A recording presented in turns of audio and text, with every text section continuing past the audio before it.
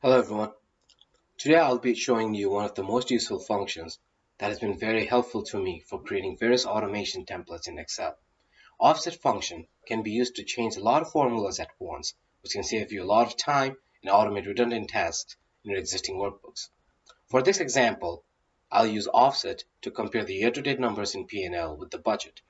In this template, if you change the number in cell F2, all the budget formula changes at once to sum the total year-to-date budget.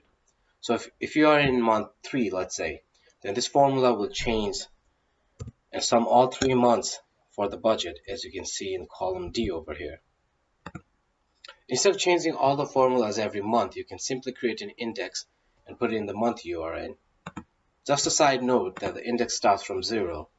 So the way offset works is offset will move either rows or columns from the given reference cell. Combining that with the sum function, you can achieve this. So what I've basically done over here is to show you again some.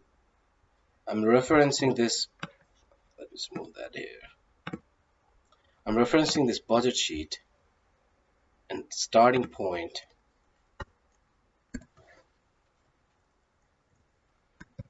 Offset. So it says reference. So you first reference the first month of your fiscal year. Rows. We don't really need to go for rows. In this one, we'll particularly go for columns. Columns. Go back to your original sheet and reference the index.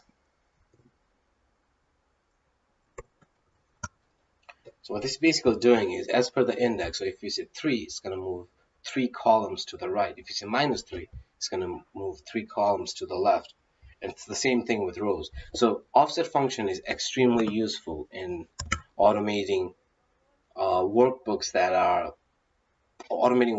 have to change formulas every month or so for some repeated reporting purposes. Hope you found this video very useful. Offset has definitely a lot more functions, and it uses especially in workbooks that you have to keep updating or just keep changing formulas every month or every week or something like that. Just a note again. Just make sure you know what the index is, and it starts from 0, not from 1. So for the first month, it would be 0. For the last month, it would be 11 instead of 12. That's it for today. Thank you very much, and stay tuned for ideasoverflow.com. Thank you.